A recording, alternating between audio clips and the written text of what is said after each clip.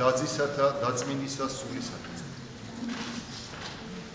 დღეს ჩვენ მოვისმინეთ სახარება, როდესაც მაცხოვარი მივა ერთ მათხოვარ ადამიანთან, რომელიც იჯდა ტაძრის წინ და ითხოვდა და რომელიც დაბადებიდან ბრმა იყო.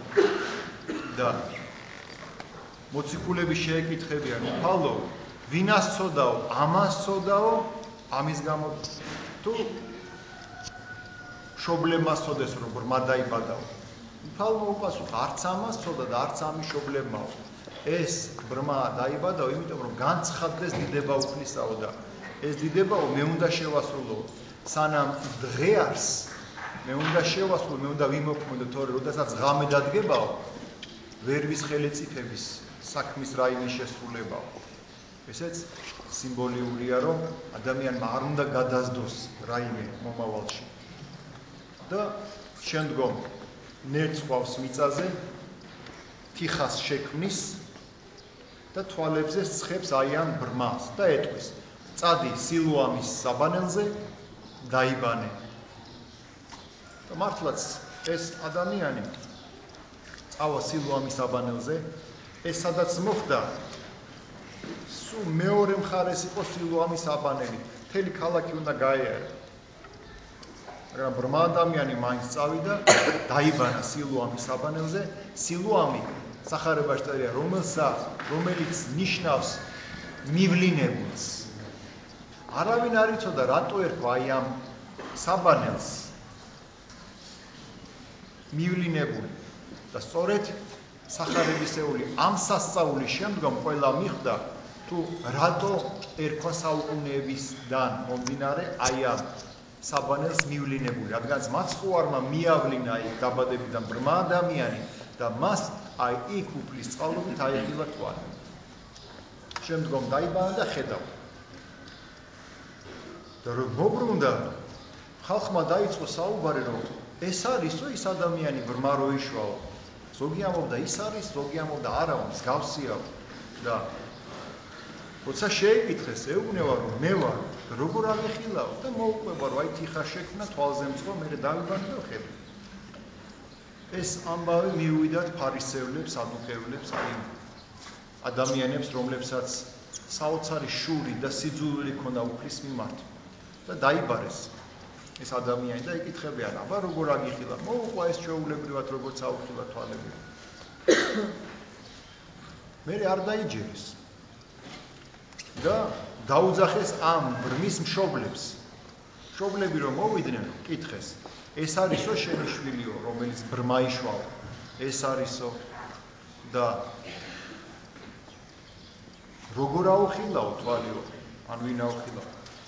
ეს არისო ჩვენი შვილი, რომელიც ბრმა იშმა, მაგრამ ეხლა როგორ ვინ აუხილა თვალებიდან, ეხლა როგორ ხედავსო, ჩვენ ეს არ ვიცითო. ჰასაკი აქვს მაგას თვითონ მიპასუხებთო, ანუ ასაკი აქვს, თავისას თვითონ იტყვისო. და იქვე წერია სახარებაში, რადგანაც ეშინოდათ მშობლებს. ეშინოდათ იმიტომ, რომ ურეებს, ებრაელებს, ერთგვარი დაპირებაც ჰქონდათ, რომ ვინც აღიარებდა იესო ქრისტეს მესიად, მას კრებულისაგან განაძებდნენ, ანუ გააგდებდნენ. აი ამ შიშის გამო ვერაფერი ვერ თქვეს მისმა მშობლებმა. მაგას ასაკი აქვს თვითონ იტყვისო. და მართლაც შეეკითხებიან კიდე. აბა როგორ აგეხილა თვალი? ჩვენ ვიცით, რომ ეს ადამიანი ცოდვილიაო. ესე დაიწყეს აი ამ სადუყევლებმა, ფარისევლებმა. რადგანაც შაბათ დღესაო თიხა შექმნაო. ანუ შრომა გაწია. ესე თითებით თიხა შექმნა თვალებზე შრომა გაწია. ცოდვილი თუ არისო, მე ეს არ ვიციო. მაგრამ თვალები რო ამიხილა, ეს კი ვიცი. ეს ყოფილი ბრმა ამბობს. და საინტერესო ის არისო, რომ უფალიო ცოდვილისას არისმენსო და თქვენ კი არ იცით ვინ არის ესაო. ანუ ამით დაადანაშაულა ამ ბრმამ, რომ მე როცა ბრმა ვიყავ, არავინ არ დამეხმარეთ, ვერავინ ვერ ამიხილე თვალები, მაგრამ ამან ამიხილა და თქვენ კიდე ბრალს საზდებთ რამეში. და თქვენ ხო იცით, რომ ცოდვილისას უფალი არ ისმენს, თუ ვინმესას ისმენს, მართალი და წმინდა ადამიანის ისმენს. და არავის გაუგია, რომ ვთქვათ, დაბადებიდან ბრმას თვალები აეხილავ. მაშინ განრისხდებიან ეს აბიკევლები, ფარისევლები და ეუბნებიან, რომ შენ ცოდვა საშინაშობილ ხარ და შენ ჩვენ გვასწავლიო? ჩვენაო ვართო მოსეს მოწაფეები, მოსეს ჯულს მივყვებითო, ხოლო ეს ვინ არისო, ჩვენ არ ვიცითო. ანუ გააგდებენ მე აი ამ ადამიანს და მაცხოვარი გაიგებს, რომ ამ ადამიანს გააგდებენ. მივა იპოვის და ეუბნება, რომ შენ გწამს ძეხვისა მესიაო.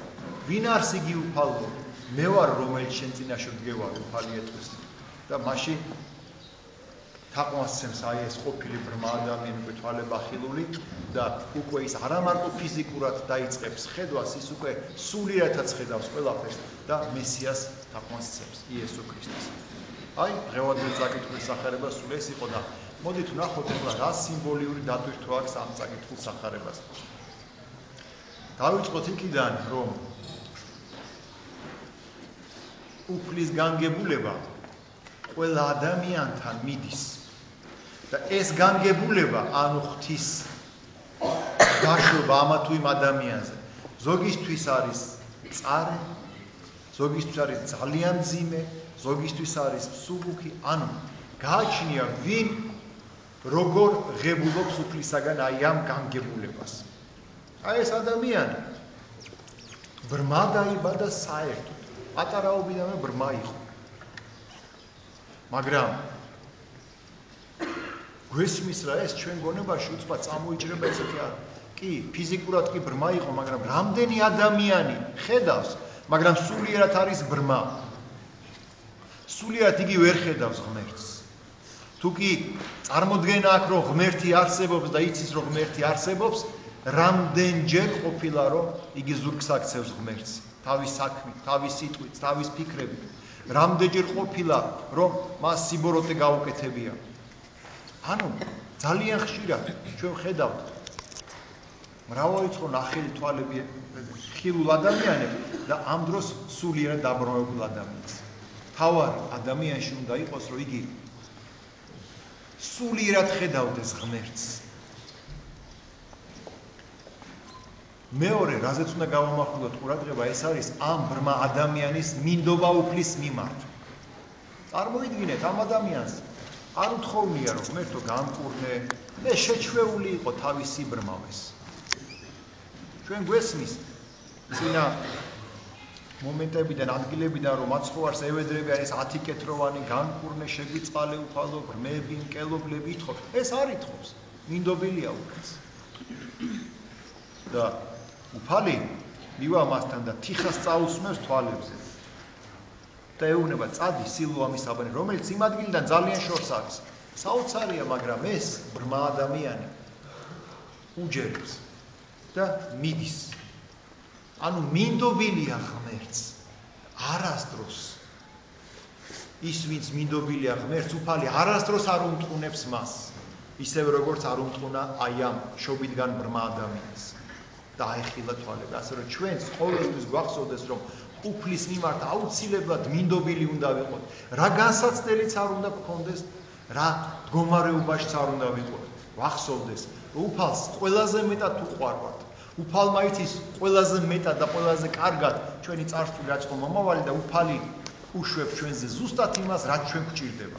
ამ შემთხვევაში წარმოიდგინეთ, დაბადებიდან სიბრმავე დაუშვა ამ ადამიანზე, რომ რაღაც პერიოდში იგი არა მარტო ხილული, ანუ თვალახელილი, არამედ სულიერად თვალახელილი ყოფილი.